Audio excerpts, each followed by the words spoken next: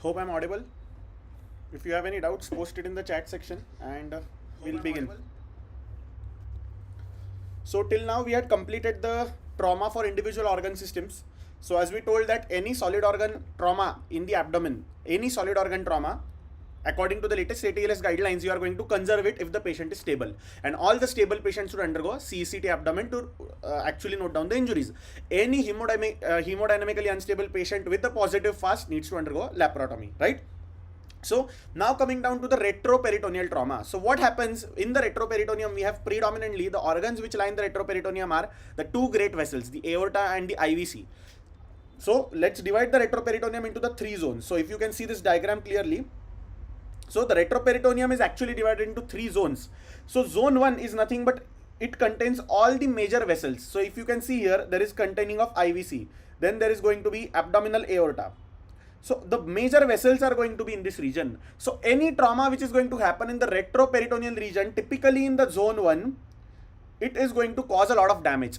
So any zone 1 trauma, what I am trying to say, any zone 1 trauma should be explored. Any zone 1 trauma should be explored. If the patient is stable, you don't know that it is a zone 1 trauma, then you are going to do a CECT, and in CECT it is going to tell you if there is any vascular injury, if there is aortic injury, or if there is IVC injury, and you should explore. If there is no vessel injury, then you can conserve. But almost 90 to 95% of the times, patient is going to have some or the other advent of bleeding in the retroperitoneum because of these great vessels. So these should be explored. So zone 2 contains colic flexure, and also along with that it contains the kidneys. So most of the times the zone 2 trauma, unless it is penetrating. I told you one case wherein there was a penetration, the patient went home, then one week later he presented with pneumoperitoneum. So that in that case the colonic perforations are very common in the lumbar regions. So what do I say? In zone 2, any stab or penetrating injury should be explored, because colon is injured and it cannot be picked up on a CT scan on the first instance. So any trauma to the zone 2 in the lateral zones, but it is going to be a stab injury, so any stab injury explore. But if it is going to be a blunt trauma, and if the CT is normal, you can conserve. So same, kidney is also kidney is also a solid organ, so even kidney can be conserved. So same applies for spleen, same applies for liver, and same applies for the kidney. But in cases of zone 3, as you can see, most of the trauma happens beyond the pelvis. So here the zone 3 components, the pelvic components, are always protected by the pelvic cage. So whenever there is a trauma in the pelvis, so it is protected by the pelvic bone. So before happening any pelvic trauma or isolated pelvic trauma, there is also associated pelvic injury. So any zone 3 trauma, ideally try to conserve any zone 3 trauma, even if the patient is actively bleeding, try to conserve by angioembolization. So I'm going to talk about pelvic fractures in 2 minutes, but any zone 3 trauma, try to conserve by angioembolization, and if it is not bleeding, then you can straight away conserve. So what take home points did we see? That in zone 1 trauma, irrespective of the type of injury, if the patient is stable, do a CT and then explore. If the patient is unstable and you suspect a zone 1 trauma, you can straight away explore the patient. In zone 2, if it is a stab, there are high chances of rupture of colon or perforation of colon. So in that sense, you are going to explore. And when it is going to be a zone 3 injury, it is beyond the pelvis. So most of the times it is going to be associated with a pelvic fracture. And whenever the patient is getting unstable in a pelvic fracture, always try to cover it up by angioembolization. So we know one interesting case. A patient came with a bullhorn injury to the abdomen. So the patient who presented to the casualty had a bullhorn injury somewhere in the left iliac fossa. So that bullhorn injury, again the same thing, the patient was taken in the outside hospital, patient was kept there for 2 days. They thought that the patient is stable, they can discharge the patient, but later on the patient started to develop abdominal pain. So the patient later on started to develop abdominal pain, and patient was referred to our hospital. In our hospital, we did a CT scan of the patient, and what did we find in this patient? The patient has haemoperitoneum. There is no source of haemoperitoneum found. Mesentery was normal, whatever was looked into the CT scan. All the solid organs were normal. There was no pneumoperitoneum, but there was moderate haemoperitoneum. The patient was vitally unstable. So fast positive, vitally unstable patient, not conserved properly, we explored the patient. And when we explored the patient, we found that there was a rent in the IVC of the patient. So that bullhorn actually went behind the aorta. So the bullhorn went from behind the aorta and it attacked the IVC. So IVC was ruptured on the left lateral aspect, or on the medial aspect. So IVC was ruptured here, and then we had to suture the IVC. Luckily the patient was sent home later on. But my point of telling you is that any penetrating trauma in the retroperitoneum, always suspect a vascular injury unless otherwise proved. So always a CT scan is mandatory, a good CT scan is important, and then you should actually plan the further line of management for the patient. So these are the zones of retroperitoneal injury, same which is given off in the table. The zone 1 is midline, so it mostly contains all the major vascular structures, and always explore even if it is a blunt or even if it is going to be penetrating. In zone 2 trauma, it is mostly in the lateral region, so it contains bilateral colic gutters with kidney, ureters and colon. So whenever there is going to be a penetration, as I said, whenever there is going to be a stab injury, always explore. But unless it is an expansile hematoma or you feel that the patient is unstable for blunt trauma, do not explore the patient. What happens is, when there is going to be a perinephric hematoma, the Gerota's capsule or the perinephric capsule is going to protect it from expanding. When you open the retroperitoneum, suddenly that hematoma gets lot of area to expand and the bleeding starts in a pulsatile manner. So hematoma which was contained before, it gets worse because of you doing these things. So whenever there is a lateral or zone 2 injury in the retroperitoneum, you can give a conservation trial to the patient. And in zone 3, as I said, it is always associated with a pelvic trauma. It is retroperitoneal pelvis. So yes, if it is penetrating and you feel that there is something to be explored, do. But here, if you feel that the patient can still be conserved, you can conserve the patient and do an angioembolization for the patient. So it is very much important. So angioembolization is preferred. Now coming down to pelvic fractures. So why is pelvic fracture very much important? Because pelvic fracture bleeding can lead to death of the patient. So whenever there is a pelvic fracture, there are innumerable venous plexuses. So pelvis bone itself is a cancellous bone. It is not a cortical bone. So it has free blood supply along all the bones. So it is rich with venous supply, rich with venous plexuses. So whenever there is trauma to the pelvis, whenever there is going to be a pelvic trauma, there is going to be a lot of bleeding. So the bleeding can be from the bone surfaces or from the facial plane disruption. Whenever we are going to talk about pelvic anatomy, we are going to study the different planes, the fascia of Denon-Miller, the cave of Retzius, the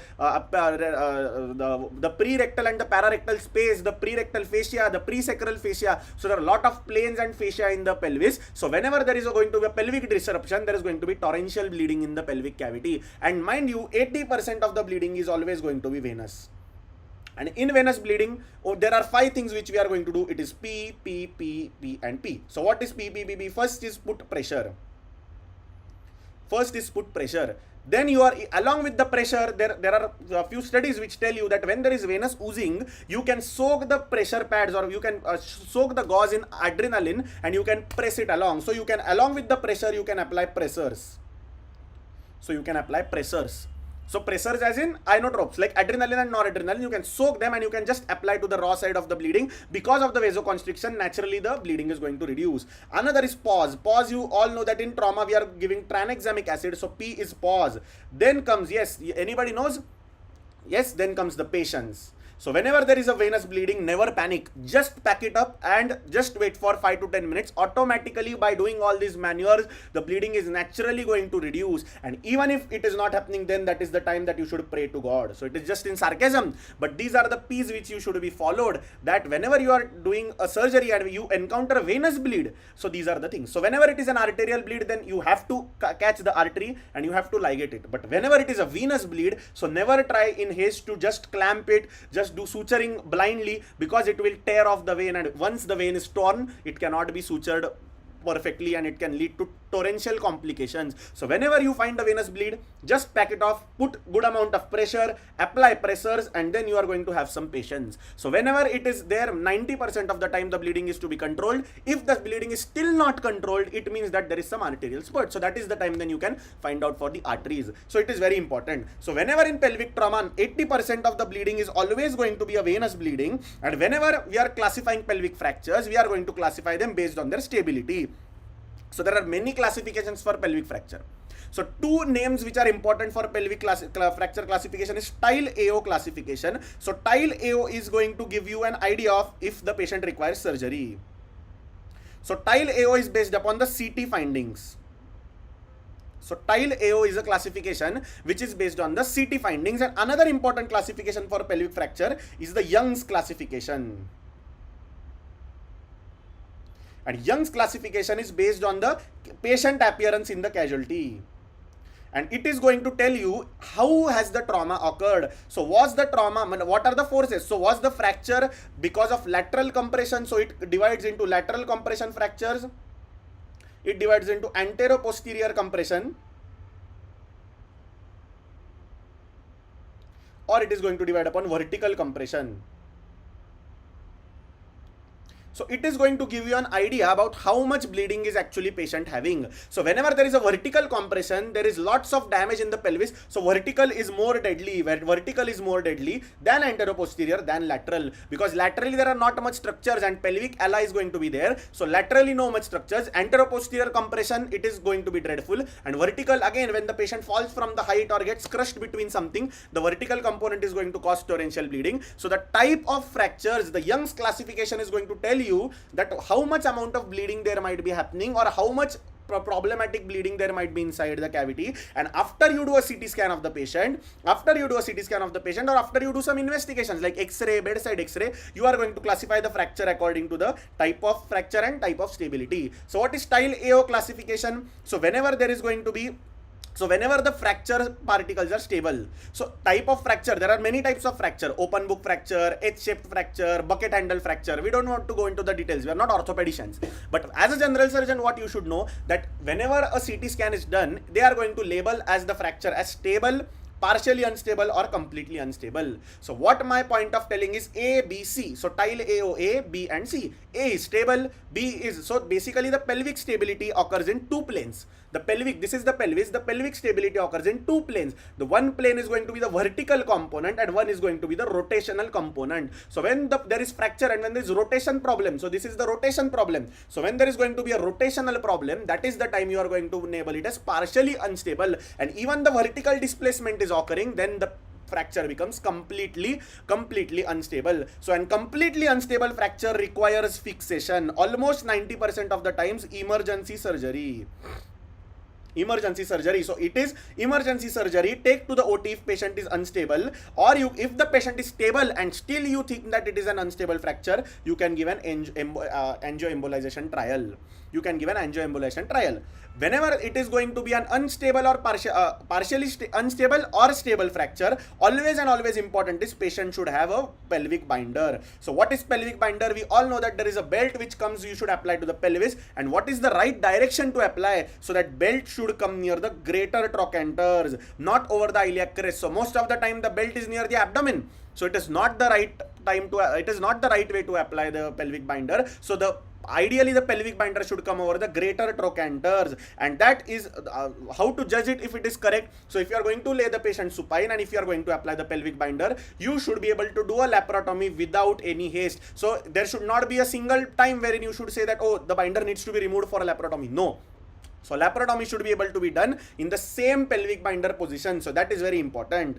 And embolization, it is useful adjunct for arterial bleeding. So again, when the patient is getting unstable despite conservative measures, so what things we did here? So the same things which we did, the same things which I told you in the open surgery, we are practicing in the pelvic fracture. So what do? We first apply a compression, external compression. So that external compression is going to cause the pressure effect. Then we are going to keep the patient permissively hypotensive. Permissively hypotension, vasoconstriction, it is the same effect. Then we give the patient pause. Pause is tranexamic acid, and then we are going to wait for the patient to bleeding to stop. It is a venous bleed. But still if the patient is bleeding, it means that there might be an arterial component to the bleed. And when there is an arterial component to the bleed and a patient is stable, the ideal thing to do is always go for an angioembolization. So you should go for an angioembolization.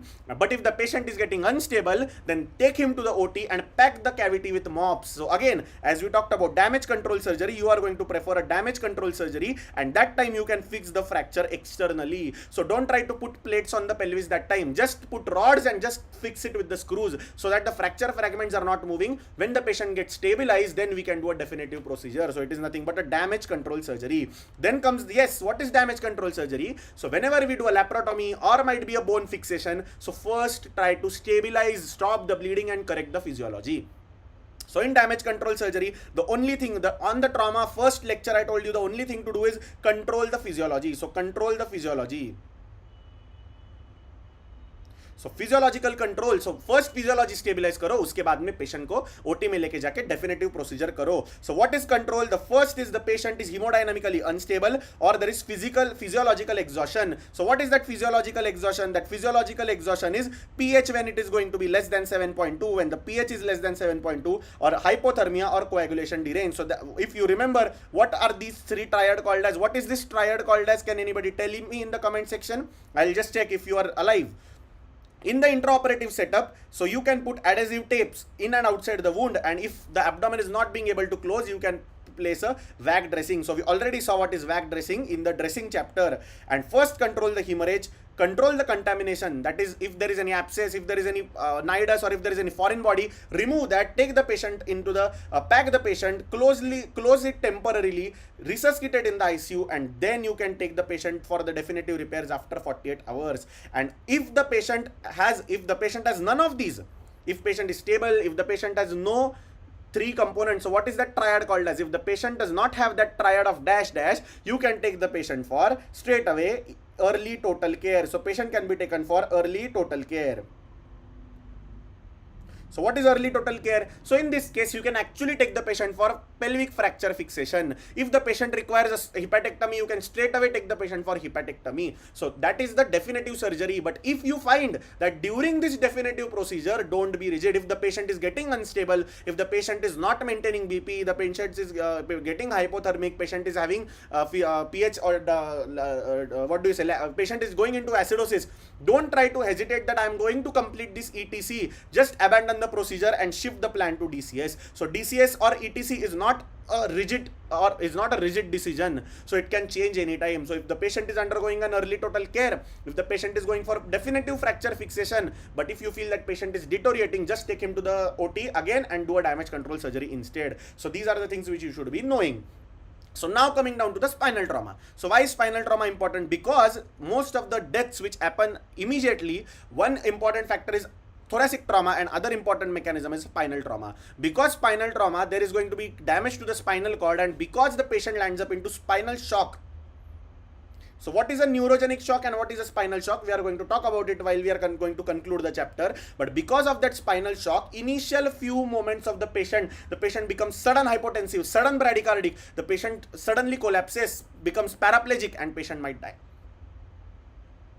What is the mechanism? Basic funda kya rehta hai? Whenever there is going to be a spinal trauma, the sympathetic system gets affected, and because of that, the sympathetic system goes for a toss. So whenever sympathetic system is going to go for a toss, what is going to happen? Yes, there is loss of sympathetic tone, there is loss of muscular tone, everything is going to be lost. The patient is going to lie flaccid onto the bed for some time, because that is just a temporary trauma to the spinal cord. As we saw something in the brain, the concussion injury. So whenever there is a concussion injury, you just fall asleep for just 5-10 minutes, you can't remember anything.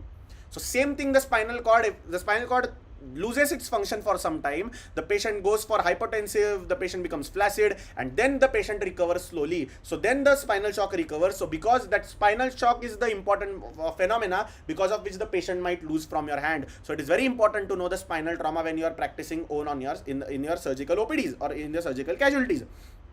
So what is ASIA? So it is Asia Impairment Scale, but it is not Asia. It does not stand for the Asian subcontinent or Asian continent. It stands for American Spine Injury Association. So whenever a patient is going to come to you with a spinal trauma, the patient, when he is going to be discharged, when the patient goes home, so you can name this patient on the discharge card as Asia Impairment A, Asia Impairment B, B, C, D, E, so that whenever the patient goes to different hospital, that hospital, when the patient is going to be attended there, the doctor knows that the patient had a complete recovery or the patient had a partial recovery. So what is A? So A means that patient has lost everything, no sensory tone and no motor tone. So patient is absolutely nothing. So no sensory, no motor function preserved, and it has worst prognosis, because the patient may improve, but the patient will be bedridden, and eventually the patient will have a very poor lifestyle. If there is only, if for example, if the sensory is preserved, motor is not working, but at least sensory is preserved, you are going to tell B. Again, some recovery is possible, but it may progress to C if not treated within some hours. So when the patient is going to be discharged or when the patient is going to be evaluated, you should see this for the patient.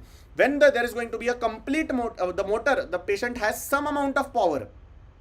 The patient has some amount of power, but not 5 out of 5, then that is the time the patient is having the significant recovery might be possible with adequate rehabilitation of the patient. The patient, when it is D, it means that the almost more than 50% of the muscles have more than 3/5 of the power. And when it is E, it means that patient has no loss. So it means that the patient will have complete recovery. So this is something but a prognostic indicator. So whenever a patient is coming to the casualty or when the patient is getting discharged, so it might be A, B, C, D or E. So you can also tell the patient that, oh, you are having, it is Asia C, so there are some hopes that you might recover. Oh, you are Asia D, then it means that yes, you have lot of chances to recover. Oh, you are Asia 1, then I'm so sorry, I cannot help much in this scenario. So only absolute indication for spinal cord surgery is deteriorating neurological function. What do you mean? That patient presented with Asia E, but the patient now has gone into Asia C. So when there is going to be transition from Asia E into Asia C, that means that the loss of function is still present. So the same indication for craniotomy, the same indication for a spinal cord decompression. So a deteriorating function is an indication for an emergency surgery. And previously, any spinal trauma patient were given steroids. They thought that steroids will reduce the inflammation and subsequent edema. But they have found out that there is no role of steroids. So the ATLS guidelines tell that there is no role of steroids when you are giving it to that patient of spinal trauma. That is very much important. But the steroids are still indicated in cases of compression from malignancy. So when the patient is having a spinal cord tumor, then the steroids can help them recover faster, but no role of steroids in cases of traumatic injuries. So now we are going to first see what are the bones going from the occiput down to the cervical spine. So first, this is nothing but your skull. So excuse me for my drawing. So this is nothing but your skull. So this is your skull. This is your skull. The first bone where the occiput is attached. So if you see the skull from posteriorly, so this is somehow the looking of the skull. The first bone which is going to be attached here is going to be the C1 vertebra. The C1 vertebra. Then comes the second vertebra, which is the C2 vertebra, which also has a odontoid process. And then comes the C3 vertebra. So these are important factors. So we are going to go one step down. So first what happens is the first injury which is going to happen to the skull is going to be the distraction injury. So you remember, just imagine Tom and Jerry. So in Tom and Jerry, that Tom used to hold Jerry in the hand and just pull up his head. So when the head is going to be pulled up, the first injury which is going to happen is going to be a disruption at atlanto-occipital junction. So the first vertebra is atlas, and atlanto-occipital dislocation, it can happen when the head is suddenly distracted or suddenly extended from the first vertebra, and it is highly unstable fracture, and you are going to need surgical fixation. So surgical stabilization is always going to be required. So what is Powers ratio? So how do you determine on an X-ray if there is going to be a fracture? So whenever you are doing a CT scan image, you can see that this is the basion and this is the midpoint of the posterior arch of the C1. So this is C1 vertebra. So whenever the distance, so what I'm saying is the ratio of AB upon CD, they just calculate it. So this is the A point, this is the B point, C point and D point. So that ratio they calculate and they are going to tell you how much unstable the fracture is. So if the fracture is going to be a lot of unstable, then you should fix it immediately. So again, some theoretical point, not important right now for us, but at least you should know that the first fracture is the distraction fracture of the skull. The second fracture, what happens is now the Jerry gets angry on Tom and now he calls him for a swimming. And when the Tom tries to dive into the swimming pool, he gets to know that, oh, there is no water. So he straight's away lands up onto the zone directly and his head is going to bang on the road. So it is something like a mirage. So Jerry is going to call Tom that come, let's swim together. And when the Tom is going to dive into the pool, he understands that there is no water and his head is going to bang straight away on the floor. So there is going to be compression fracture of the C1 vertebra. So the second fracture which we are going to talk is about the compression fracture of the C2 vertebra. So this is going to be the second fracture which we are going to talk, and it is compression fracture. So that is also called as a Jefferson's burst fracture. So what is first fracture is distraction injury, second fracture is compression injury, and it is because of the axial loading. And if it is unstable, so what happens is, you know that this is the C1 vertebra, this is the C1 vertebra, and there's going to be attachment of the odontoid process. So if you can see it in this image, so this is protected by a transverse ligament. So this odontoid process is protected by a transverse ligament. So if the transverse ligament is torn, it means that the fracture is unstable and you need to take the patient for OT.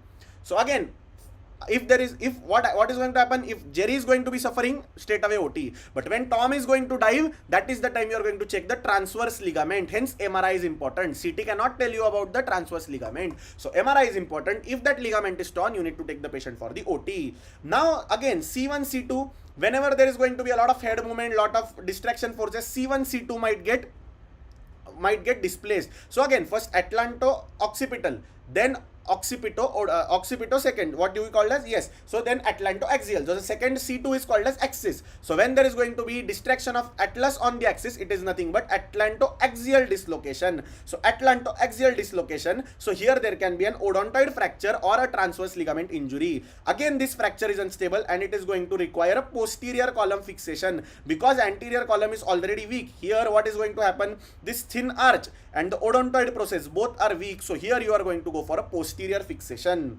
Then comes the odontoid fracture purely. So first occiput to the atlas, then atlas to the axis, and now the typical axis odontoid process fracture. So odontoid process fracture. So again, odontoid process fracture can be type 1, type 2, type 3. Just remember the names. I'm going to show you the diagram. So what is odontoid fracture? So type 1 is when the tip is on the toss. 2 is worst because here the blood supply is going to get hampered. And type 3 is when the body is also part of the odontoid process, and here actually there is good blood supply. So actually type 2 needs a surgical fixation. Type 3 might need a surgical fixation, but type 1 can be managed conservatively. So type 1 manage conservatively, type 2 you are going to go for a surgical fixation, and type 3 you need to check the vascularity and the stability, and then you need to go for surgery. So type 1 is stable, type 2 is unstable, and type 3 is variable. And then comes the last fracture, which is a Hangman's fracture. So these are important things in FMT and are quite frequently asked in your NEET PG exams as well. So whenever there is a hanging injury, so whenever the patient hangs, so there is going to be a Hangman fracture. So it is nothing but C1 and C3 disruption. So what I have tried to cover is all the important fractures in one single slide. So Hangman fracture, it is a hyperextension. It is nothing but hyperextension or axial loading. So again, there are 4 types. It is not important. Type 1, type 2 conserve, and type 3, type 4 operate. Simple things: type 1, type 2 conserve, type 3, type 4 operate. So these are the 5 important fractures which happen into the spine. And last is, always remember, a young male with a lot of spine fractures, always suspect a medical condition which is an ankylosing spondylitis, because this patient's spine is always rigid. Because of the autoimmune condition, the spine is rigid, so even a small bit of trauma is going to cause a lot of fractures in the patient, and all fractures are unstable. So always remember, in your MCQ there might be a question that patient is presented to you with a spine trauma, and on the CT scan we found out that the patient has odontoid fracture of type 1. So type 1 is stable fracture. So what you will essentially mark? You will mark the answer as stable fracture. But the question is, this male also had an ankylosing spondylitis. So any ankylosing spondylitis patient with a spine fracture, you are going to fix the fractures. So why it is important? That is why I included in my notes. So no collar alone, it worsens the displacement. So surgical fusion is always required. So any spine fracture with ankylosing spondylitis, take the patient straight away to the OT. Take the patient straight away to the OT.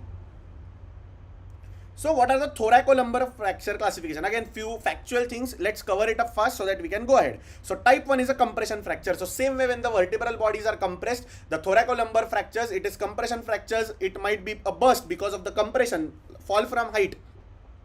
It is a compression fracture. So again, you need to conserve the fracture. If the patient is having complaints, then you need to operate. If the patient is asymptomatic or the patient is not having bowel and bladder dysfunction, you are going to conserve. What are the type B? So type B is the distraction forces. So because of the rapid anteroposterior movement, the vertebrae are going to get disrupted. Seat belt injury, there is a chance fracture. So what is a chance fracture?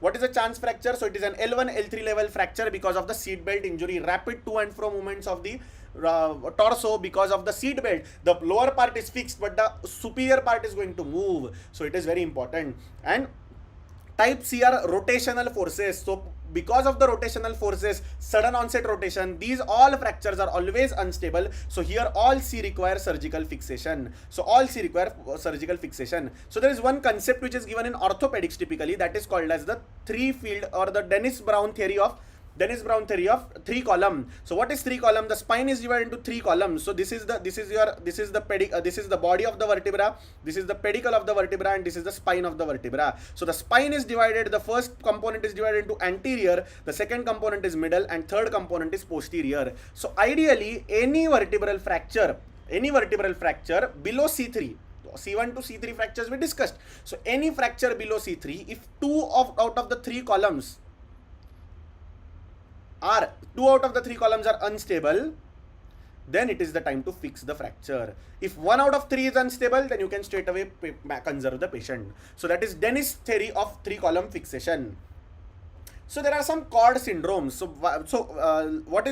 And another important thing is in lumbar canal. So what important thing is in the lumbar spine, the spinal cord is narrow, but the lumbar vertebra are big. So comparatively lumbar fractures are more commonly conserved, because irrespective to the amount of trauma, lumbar fractures have larger vertebral foramina, and because of the larger vertebral foramina, the spinal cord compression is rare. At the end of the day, why do we operate the patient? Because the patient should have mobility, and second most important thing, the patient should be able to have his normal spinal cord functions. So if the functions are normal, the patient is mobile, then you can conserve the lumbar fractures. So you might find neurosurgeons who mostly operate on cervicothoracic spine, but a lumbar spine is usually operated by an orthopedic surgeon. The reason behind it is lumbar fractures, spinal cord is less, so less chance of neurological deficit. But when it comes to thorax and spine, the spinal cord is large and the foramina are small. So that is the reason where even a slight distraction over the cord, it might lead to a permanent paraplegia or permanent paralysis to the patient. So you find out that cervical and thoracic spine are usually fixed up by neurosurgeons,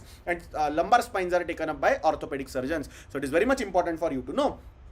So what are the cord syndromes? So the central cord syndromes. So what happens is the central part of the cord is damaged, and here always remember that arms are weaker than legs, because all the arms, the motor supply of the arms is more medial and it lateral, and bladder dysfunction might be seen. So it might be seen in arthritic spine. So in elderly patients, when because of the arthritis they get fractures, they might have this central cord syndromes. But it is best recovery of so it is one of having the best recovery, and always remember that legs are going to recover first. So these are some syndromes again which are given in your orthopedic as well as medicine. So Brown-Sequard syndrome, it is hemisection of the spinal cord. So just take the spinal cord and cut it half. So one side of the spinal cord is going to be cut, and because of that the same side motor loss is going to happen, same side proprioception is going to happen, but contralateral pain is going to happen, because we know that yes, the dorsal column contains fine touch and proprioception, which goes ipsilaterally to the cerebellum. It gets decussated to the medulla oblongata, and it gets decussated in the medulla. But the pain and temperature which comes from the arms, it gets decussated at the level or 1 or 2 levels above at the same in the spinal cord. So whenever the patient is having Brown-Sequard syndrome, typical MCQ question will be ipsilateral motor loss with proprioception or vibration. So right-sided trauma, right-sided motor loss, and right-sided vibration loss, but left-sided pain loss. So when pain is lost off from the left side, but vibration is lost on the right side, then that is the time you should consider Brown-Sequard syndrome. What is anterior cord syndrome? While you are operating on esophagus, while you are operating in the mediastinum, there is one artery which is given at the level of T4. So what is that name of the artery? If anybody can post it in the comment section. So if that artery is going to be damaged, the spinal cord, the anterior supply of the spinal cord is going to be hampered, and it is going to cause severe motor loss and temperature loss, but motor loss, but the temperature is going to be preserved, because temperature is in the lateral column. Even the vibration is going to be preserved, but as the patient is going to have a paraplegia, the patient is going to have the worst prognosis. So these are few cord syndromes. What is posterior cord syndromes? So very rarely found that even only posterior cords are damaged because of trauma, only vibration and proprioception is lost, but here the motor function is preserved, so patient might not even complain you much. And the most important thing is the cauda equina syndrome. syndrome. So when you know that the spinal cord ends at the level of L2, so the spinal cord is going to end at the level of L2. This is the lumbar vertebra, at the level of L2 the spinal cord ends, and here there is going to be cauda equina. What is cauda equina? So the spinal cord gives like the hairs like that of the horse, equine hair, and these are going to get out from the respective vertebral foramen. So whenever there is going to be transaction or damage because of that, the damage is going to be here in the cauda equina, there is going to be saddle anesthesia, and along with that, the most important thing is urinary and bowel dysfunction. So a patient might either have retention or patient might have incontinence. So any indication, a bowel and bladder dysfunction is an emergency indication for surgical decompression. So any bladder and bowel compromise, take the patient straight away to the OT. Again, what I'm saying, only partial recovery is possible because these are formed nerve roots, so they cannot regenerate many times. So always remember, whenever the patient is having any problem with the spinal cord, deal with it carefully. Even mobilizing the patient, taking him for investigation, shifting beds of the patient, very crucially to be handled. So I had a patient who was young male who actually was there in the neurosurgery ward for his spine trauma. He was paraplegic. He was not able to walk on his limbs. And he also had a compartment syndrome of the right arm. So we did a fasciotomy. We kept the patient in our ward for around 10 days. After the wound was healthy, we transferred him back to neurosurgery. While the patient was in transit, the patient suddenly developed hypotension and was taken to the ICU. So why did he develop hypotension? Because, as I said, there might be some distraction forces. The patient was not transmitted properly. There might be some haphazard way of transmission, and that was the reason the patient developed sudden onset hypotension, that is a spinal shock, and the patient then went into neurogenic shock. The patient had neurogenic shock. So what is neurogenic shock and spinal shock? So in neurogenic shock, it is hemodynamic instability because of the loss of sympathetic tone. And in spinal shock, the spinal cord goes for a toss. Same as in concussion, all the loss of spinal cord functions below the level of trauma. It is temporary. It is physiological disruption. The cord needs time to get actually recovery.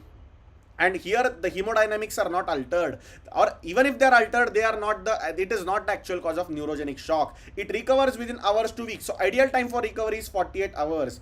And how do you check for it? The first reflex which is going to be recovered back is going to be the bulbocavernosus reflex. So the first reflex which is going to be recovered is going to be bulbocavernosus reflex. So what is bulbocavernosus reflex? So whenever you are going to squeeze the glans of the penis, the anal tone increases or the anus contracts. So that is bulbocavernosus reflex. And here you are just going to give supportive rehabilitation. And what is neurogenic shock? Because the sympathetic supply is cut off, there is going to be unopposed vagal tone, hence bradycardia and hypotension to the patient. So it is ideal characteristic of bradycardia and hypotension. Another thing which we saw in neurotrauma was when there is raise in ICP, there is bradycardia with hypertension. So bradycardia, hypertension, raised ICP. Bradycardia, hypotension, it is neurogenic shock. And the hemodynamically unstable patient, it also recovers when the patient's automatically spinal cord function is going to be recovered. And it is going to respond to vasopressor and IV fluids. And treatment is atropine because the patient's vagal tone is unopposed. So to counter-react that, we are going to give atropine and avoid over-resuscitation of the patients. Because again, as we told, more amount of fluid given, again, edema is going to set in, and there is already trauma to the patient. So already the patient is in SIRS. So try to resuscitate as much as necessary. So I know the spine chapter was a bit of boring thing because those who are interested in orthopedics might find it interesting, but otherwise it is very poor chapter to be considered. But these classifications are important when it comes to NEET PG, NEET SS, and also your short notes to be written. So spinal cord syndromes, these all things are asked in the medicine, if not in surgery. So it's very important, at least you should know what is going on with the patient, and obviously given in Bailey Love. So my time for revision, so it was mandatory for me to obviously teach you guys. Now coming to the neck trauma. So in neck trauma I have not included anything because the neck trauma guidelines have recently changed in the ATLS. So one important thing is any neck trauma you are going to manage on the case-to-case basis. So neck trauma, again, it can be divided into blunt or penetrating. So any trauma to the neck can be either blunt or penetrating trauma, but you are going to manage the trauma on the case-to-case basis. So what do you mean by case-to-case basis? If the patient is unstable, then you are going to explore. And what are the hard signs of neck trauma? So what are the hard signs? So what are the hard signs of neck trauma? So one is active pulsatile bleeding, pulsatile bleeding. Active bleed. seen esophageal or tracheobronchial injury. So there might be air bubble from the wound. Third, you can see is actually you can see the food particles from the wound. Or the patient is going to have hemodynamic instability. So these are the hard signs of neck trauma. So if these hard signs are present, irrespectively if it is a blunt trauma or if it is a penetrating trauma or the patient is unstable, you are going to explore the neck of the patient. So again, for the old sake, the neck of the patient is divided into 3 zones. The zone 1 is from the, this is the clavicle of the patient. So the zone 1 is from the clavicle to the cricoid cartilage, the cricoid cartilage from the cricoid cartilage to the base of, cricoid cartilage to the angle of mandible, and from the angle of mandible to the base of skull. So this zone is very difficult to explore. So here you are going to actually not prefer exploration, but in these two zones you ideally explore the patient. But again, old concept, the new concept is unstable patient, hard signs of neck trauma, explore the patient. If the patient is stable, and no hard signs, ask the patient if it is blunt or penetrating.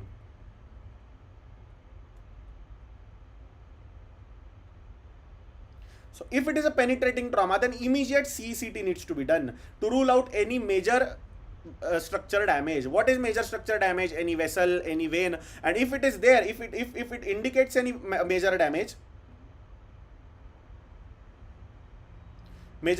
then you can go for exploration. But if there is going to be a stable patient and there might be some bleeding, you can also consider angioembolization. So angioembolization, because of interventional radiology, these days many books are actually preferring things like angioembolization. So these are the new signs. If you are going to see the old books, you are still going to see that zone 1, zone 2, zone 3. But if it is going to be a blunt trauma, again, you are going to go for a CECT, but here you are also going to do an angiography.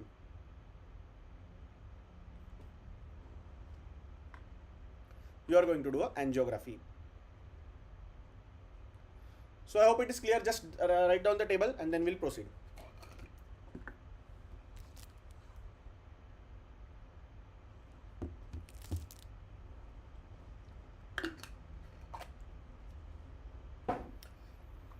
After doing angiography, you should make sure that the patient is being followed up, because in blunt trauma there are high risks that there is going to be some vessel damage, there might be some dissection, there might be some thrombus formation. So what they have they told it that it is BCVI, so it is blunt cerebrovascular injury. So what happens is there might be some clot formation, there might be some dissection in the carotid artery or in the vertebral artery, and because of that dissection or clot in the vertebral artery, delayed patient can have something like embolization, and it can cause sudden onset weakness, paralysis and stroke of the patient. So the patient needs to be monitored for BCVI, and in case you suspect a BCVI, start the patient on anticoagulation. So it is the only indication in trauma where you are going to give an anticoagulation after the trauma. So in all types of trauma, we talked about giving pause to the patient. So chest trauma, abdominal trauma, head trauma, we give tranexamic acid, that is pause. But this is the only type of trauma, the neck trauma, the blunt type of neck trauma, wherein we are suspecting BCVI, blunt cerebrovascular injury, wherein we are actually going to monitor the patient and we are going to do anticoagulation if required, antiplatelets or anticoagulation. So I hope it is clear.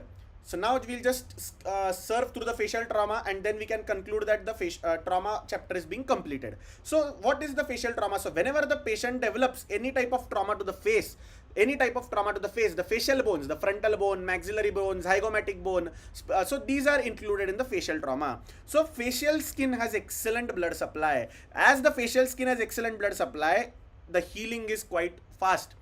Hence, any facial sutures are ideally removed in 6 to 7 days. Because there is excellent blood supply, and hence the minimal debridement is needed, and all the wounds on the face, what I'm saying, all the wounds on the face after clearing up can be closed primarily. So it is very important for you to know that all the wounds in the facial trauma can be closed primarily because the patient has excellent blood supply. Always remember that when there is going to be a dog bite to the patient, what I'm saying, there might be a dog bite to the patient, so that dog bite wound is usually kept open. So all the dog bite wounds are kept open except to the face. So any wound bites to the face should be repaired. Any face bites, any types of the bites on the face should be repaired. So all the types of bites elsewhere in the body are kept open except for the face. So in face you can actually go for repair. What are the bleeding sources? So we know that there are only 2 to 3 arteries which are there in the face. One is the maxillary artery which comes from behind, and another artery which comes from front is the facial artery. So maxillary artery is the end branch of the external carotid artery. So maxillary artery and the facial artery. So these are the only 2 arteries. And which is the venous plexus? So it might be the pterygoid venous plexus which is going to be bleeding. So the source of bleeding for any facial trauma is going to be either the maxillary artery or the vein or the facial artery. So whenever you find that you are inspecting for a facial trauma and any teeth is missing, so the teeth might have accidentally gone into the airway or into the abdomen cavity. So isolated facial trauma, you might find that the patient was walking and suddenly got stamped with something. Facial trauma, he has lost his tooth. If the tooth is found somewhere outside or the patient gives you the tooth in hand, it's fine. But if you are finding that if teeth is missing, then you are going to actually go for an X-ray. You are going to go for an X-ray. So go for chest X-ray and abdominal X-ray if the tooth is not found at the scene. Always remember, when you are evaluating the eyeball of the patient and you think that there is a lot of edema on the eyeball, so many times what happens is we go and write on the notes that eye cannot be evaluated because of edema. So always remember that this skin is very lax. So the edema comes very fast, but it goes also very fast. So apply some amount of ice pack and pressure to that, and after you are going to apply the pressure, that edema is partially going to be resolved, and then you can examine the eye. But always remember that do not open the eye forcefully. So these are some points, clinical points. Whenever a patient is going to come to you with facial trauma, these are the things which you should see. You should see the bleeding sources, you should see the orbital injury, you should see the dentition of the patient, and always remember, any foreign body on the face, if there is any penetrating foreign body, remember, don't try to actually remove it in the emergency room. Take the patient to the operation theater, because remember, face is aesthetics. So if you are going to do some mishap with the face in the casualty, for the lifelong the patient is going to bear that scar mark. So you remember, when you are walking somewhere, you go into the lift. For example, you are going to the mall, you go into the lift and there are big mirrors attached. So you just look to yourself proudly and smile to yourself. Oh God, I'm walking in this big mall because I'm enjoying my life. But whenever you are going to give that scar to the patient, whenever he's going to enter a mall and see himself, he's going to remember you. So always remember, when you are dealing with facial trauma, always firstly involve a plastic surgeon or an ENT surgeon. And in case you feel that you are the right person to manage the trauma, everything should be justified. Wounds should be closed, they should be debrided, they should be given adequate antibiotics. The patient should not suffer for any complications. A single scar on the face of the patient can ruin his or her life. And facial nerve, so what I'm trying to say here, so let's consider, you know that the facial nerve is going to come from the parotid gland. So let's draw a diagram. So whenever the facial nerve is going to come near the parotid, so let's consider this is the face, excuse me for my drawing and handwriting. So this is going to be the face, these are going to be the these are going to be the eyes, this is going to be the mouth, and this is going to be nose, and this is going to be the mouth. So the facial nerve is going to come from, the facial nerve is coming, this is the ear. So facial nerve comes from here, from anterior of the ear, and it is going to come here, and it is going to divide into the 5 branches. So the facial nerve divides into the 5 branches. So whenever the trauma of the, so draw a vertical line from the lateral canthus of the eyeball. So whenever the trauma is medial to this lateral canthus, you need not operate the facial nerve. But if the trauma is lateral to this line, then that means that the facial nerve needs to be repaired. So that's what they have told you, that the facial repair, all the lateral injuries lateral to the lateral canthus, always they need to be repaired. So call a plastic surgeon and repair the facial nerve. But all the medial injuries to the lateral canthus need not be repaired.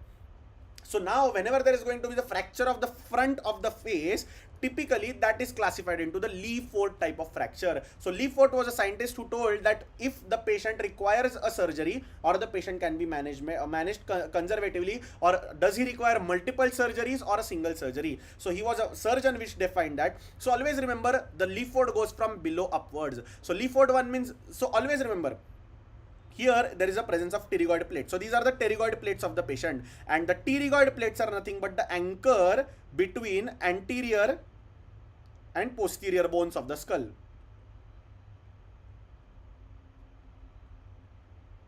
So whenever there is going to be a damage to the pterygoid plates, the fracture are going to be unstable.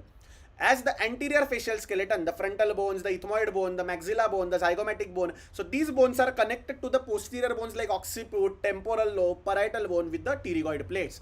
So whenever the pterygoid plates of the sphenoid bone are damaged, that means that the fracture is unstable. So for Leafoot, any fracture line always passes through the pterygoid plates.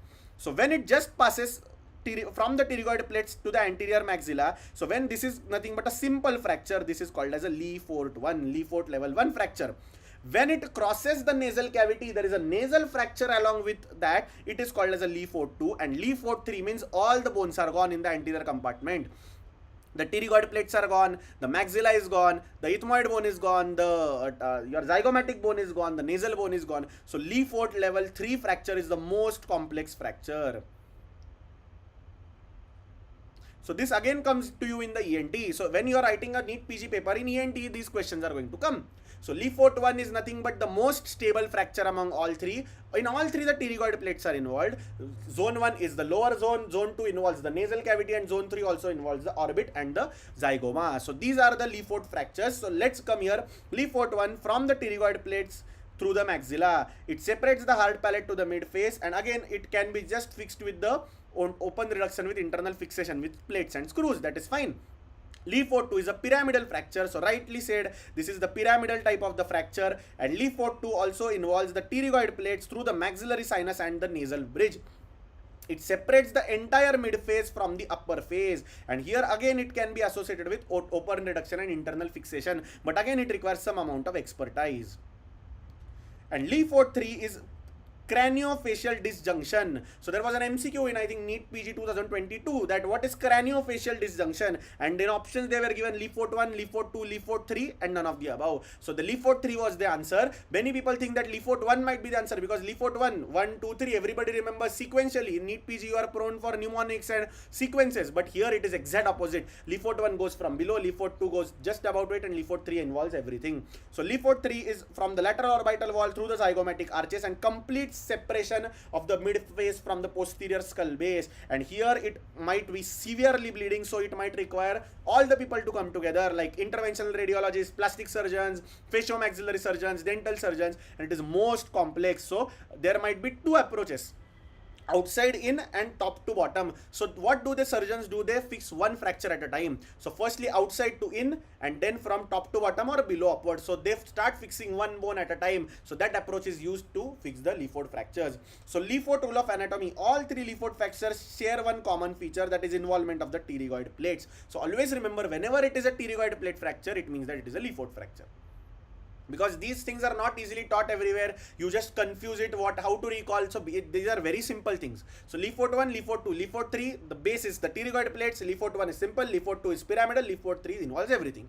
Leafoot 1 simple fixation, Leafoot 2 complex fixation, Leafoot 3 involves all the people to come together, and it requires approach outside in and top to bottom or below upwards approach. So you go from each fracture outside to inside or inside to outside and below upwards. So this is very important. I hope you got the point straight. So now proceeding to the next thing, that is mandibular fractures. So in mandibular fractures, a CT face is always important, because a CT brain only takes till the skull base. So till the skull base means here. So if you can see here, here is the skull base, and the ideal line passes just at the level of coronoid process of the mandible. So if you want to see the whole mandible on the CT scan, you should always write CT face, a CT face, and preferably with 3D reconstruction. So here you are going to get an idea for all the types of facial fractures, and when you are going to do that, you can actually find out what are the types of fractures. So most common fracture is the condyle of the mandible. So most common fractured segment is the condyle of the mandible, and then comes the ramus of the mandible. So what is important? Any undisplaced fracture, the patient can heal within 4 weeks. So you give him the crepe bandage, the whole head is tied like this. So you might have seen those movies. They used to hit the patient, and then that patient used to get a big crepe bandage over his head. So because of the mandible fracture, if that mandible fracture is undisplaced, it is a stable fracture, you are going to go for a soft diet and close follow-up with the facial crepe bandage, but the displaced fracture requires screw fixation. And always remember, irrespective to the stability, the most important thing is dental occlusion. So the upper tooth and the lower teeth line, both the lines should come just exact to opposite to each another, and the whole mouth should close properly. So idea behind fixation is always go for a proper dental occlusion. So condylar fractures, if it is undisplaced, then you can go for a soft diet, but displaced it, you can go for functional treatment, so you can go for fixation. And the key problem here is occlusion. Hence a good plastic surgeon or a good facial surgeon is required in case you are planning for a fixation of mandible fractures. So again, some facts about orbital fractures. So blowout fracture means the floor of the orbit, the floor of the orbit actually has a problem. So whenever the floor of the orbit is getting injured, so there is going to be a hydraulic pressure because of the floor of the orbit. The floor gets ruptured and it can cause enophthalmos, because the inferior along with that, the inferior orbital nerve can be damaged. You know that inferior orbital nerve is going to come from below. So if that inferior orbital nerve is going to be damaged, it can cause upgaze restriction. If the muscle is also getting entrapment, the patient is not able to move the eyeball upwards. So the most important thing is, when you are suspecting that the eyeball is restricted of the patient, the first thing you are going to check is the upward gaze, and if the upward gaze is missing, there can be problem with the blowout fracture. And always remember that rectus muscle, if that is a very small muscle, but when that muscle gets entrapped, or when that muscle is not handled with care, the patient develops an oculocardiac reflex, and patient can die because of bradycardia. So I've seen it happening to the patient. A patient who had come with a gunshot injury, who was being operated on the eyeball for his orbital bullet. The patient's eye was damaged, so it was getting enucleated, and because of handling of the rectus, the patient became sudden bradycardic. His pulse became 25, and they just stopped the surgery there and then. For 5 minutes, the patient was given atropine, the patient was given fluids, and patient was resuscitated. So it is because of the raised vagal tone. So always remember, the orbital muscles are very much kind of, what you can say, these are very sensitive muscles, even if they are small. वो मराठी में हम बोलते हैं ना, मूर्ति लहान कीर्ति महान, वैसी वाली चीज है वो, कि मसल्स बहुत छोटा है, बट उसके वजह से जो चीज होने वाली है वो बहुत बड़ी हो सकती है. So always remember, and always whenever you are suspecting a diplopia और a restricted extraocular muscle more than 2 weeks, or the floor defect on the CT scan is more than 50%, that is the time you should go for surgical fixation. So what type of blowout fracture? I told you, a blowout fracture is suspected when the patient is having enophthalmos, the patient is going to have gaze restriction, and or the patient might develop oculocardiac reflex.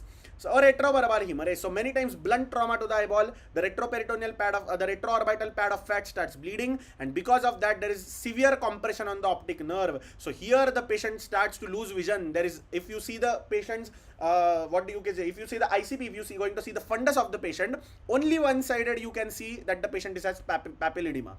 So ideally, if the ICP is raised, the bilateral orbits or the bilateral eyes are going to have that papilledema, but only papilledema present on one side of the eye means that the eye is having some problem. So there might be a retrobulbar hemorrhage, and in that case of retrobulbar hemorrhage, you are going to go for an emergency lateral canthotomy. Again, important MCQ for NEET PG aspirants, that what to do in the cases of retrobulbar hemorrhage. A patient is going to present with a papilledema, with retrobulbar hemorrhage, with ipsilateral loss of vision. What is your preferable diagnosis and what is the management? So here it is, most common diagnosis is retrobulbar hemorrhage causing optic nerve compression, and the most ideal thing is a lateral canthotomy. So you're just going to put an incision and cut the bone here.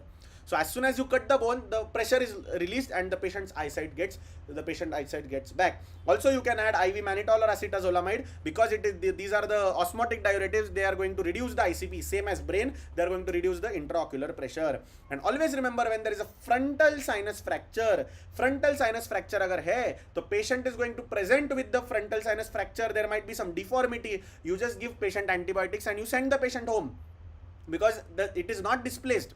So ideally, any cranial fracture, if this is a cranial fracture, if the inner and the outer table are displaced, so when to fix a fracture?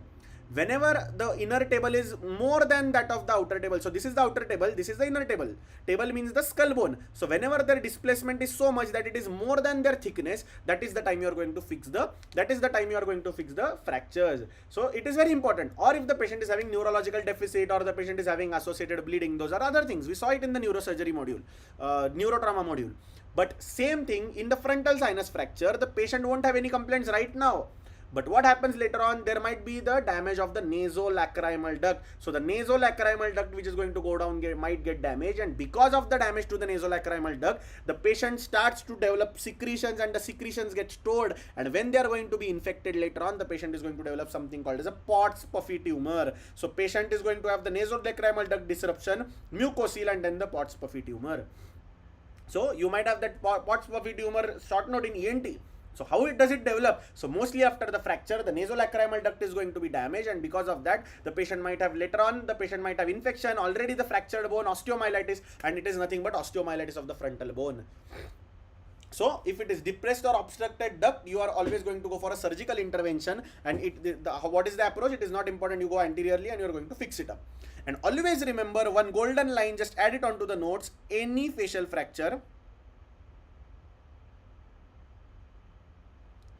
give broad spectrum and higher antibiotics. Because these fractures, if these fracture segments are open, the frontal fracture, maxillary fracture, they can directly give access to the cranial cavity. So whenever you are suspecting a facial fracture, always give broad spectrum antibiotics, because if the patient develops an intracranial abscess because of that, then it can be considered as a medical negligence. So any facial fracture, treat it as an open skull fracture and give him IV antibiotics. So again, few fractures, and then we are going to stop for the day. So nasal fractures, the most common site. So whenever the patient gets the trauma, you might have seen most of the times the patient's nose are deviated. In all movies they show like that. So they show what is actually happening most commonly. So it is the most common facial fracture, and always the only thing you are worried about in the nasal fracture is the septal hematoma. So if there is going to be a septal hematoma, it is going to require a drainage, or else you can conserve the patient. If the patient develops a deviated nasal septum, later on the patient can be stabilized. In zygomatic fracture, again, this is the zygomatic process. So whenever there is going to be cheek flattening, whenever you see that the patient's cheek is not having the contour similarly, the contours are not matching properly, so that think about it as the zygomatic fracture, and usually you conserve it for 1 week. Check for the recovery. If the recovery is not good, you can go for a plate fixation. So if there is any misalignment, persistent diplopia, because zygoma is also forming the floor of the lateral and floor of the orbit. So if the patient has some orbital features or misalignment or some problem with the facial aesthetics, you are going to go for zygomatic fixation. And pan-facial fractures means all the types of facial fractures are present in one type of patient. So again, here what we did in the Leaford 3 fracture, outside in and top-down approach is usually followed. So you go from outside in, take one fracture at a time, and top to down or below upward. So whatever the surgeon is comfortable with. So I hope it is very much clear. And timing rule for facial fractures. So ideally, any type of these facial fractures, you have to conserve the patient for some time, because these sinuses, whenever you are having a fracture to the skull base or the sinuses, there is going to be some type of edema. So that edema should subside, and after the edema is going to subside, then only try to operate on the patient. So how much time to wait? In nasal fractures, wait for 7 days. In zygomatic fractures, see for the clinical improvement over a week. If still not, then you are going to operate. And in all types of frontal fractures, a CT is mandatory at 6 months, because we saw that in frontal fractures there might be accumulation of fluids, there might be mucocele, and patient might develop a Pott's puffy tumor. And repair the mandible when it is medically repair when the patient is medically stable. So mandible fractures are not surgical emergencies. So if a patient is having hemodynamic instability, don't try to run behind occlusion of the mandible. The occlusion can be corrected later on. The first try to correct the physiology of the patient. So definitive surgery can be prolonged in mandible for even 2 weeks. And for pan facial fractures, staged after life-threatening injuries are assessed. So a patient is having chest trauma and you are staging the pan facial fractures. The patient is dying because of hemothorax and you are staging the pan facial fractures. So makes no sense, right? So always remember that whenever you are seeing a patient, first correct his physiology. The same thing which we saw: general trauma, head injury, abdomen and thorax trauma, then comes the spine trauma, and then comes the facial trauma. So according to the severity, we have come down to facial trauma and we have concluded the module. So facial trauma and spine trauma actually does not belong to much of a general surgery. Even in your surgical residency programs, these cases might be more seen by your ENT colleagues or plastic surgeons, but you should know basic what things are required and when. Why is the plastic surgeon not operating right now, or why is an ENT surgeon not intervening right now? So these are the things which you should know at your basic residency or clinical level. Even if you are the managing even if you are the primary managing patient and you are not looking for the facial fractures, but you should at least know that how the patient needs to be staged. Or if you are working at a place where there is no plastic surgeon available, then at least you should be able to give a guiding light to the patient. So by now we conclude the facial trauma module, and here the trauma is concluded totally. So from tomorrow we are going to start off with the module of plastic surgery, skin and burns. So again, important and interesting chapter. Burns you are going to encounter everywhere, at your home, outside your home, everywhere. So burns are going to come frequently to you. If you are doing residency, then you might be encountering burns daily. So it is a very interesting module. So I'll share the PDF tomorrow in the group, and then we can start off with the plastic surgery and burns module tomorrow. So if you have any doubts, you can ping me up on WhatsApp. So there was one request from one of your colleagues that we should continue the lectures more in Marathi. But many of you, almost 15 to 20 people, had already told that English is a better language. So if you still feel that you need in Marathi, I will put a poll on the group tomorrow. So you can just help me off which is better for you. But hope you are enjoying the series. If you have any doubts, you can post me or ping me anytime. And I've also started an Instagram channel now, because most of you had doubts. I had there were a few MCQs which I had taken down while giving the book. So I can just post it off there. If you have any doubts, you can post on the group as well. So thanks for attending the lecture. If you have any doubts, just ping me up. I'll be always there to solve your doubts. Till then, take care. Bye bye and good night.